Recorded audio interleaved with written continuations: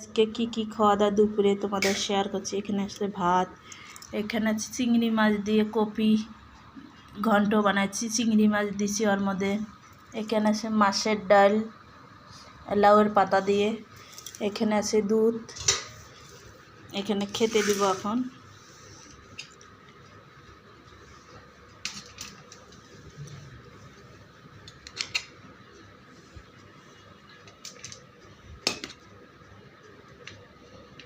যেখানে ভাত,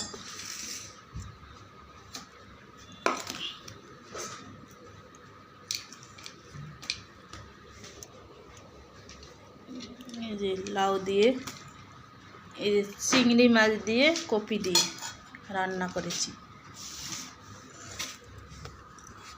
আমি। এখানে ভিডিও ভালো লাগলে লাইক করো, কমেন্ট করো, শেয়ার করো। ভিডিওটা এখানে শেষ করছি।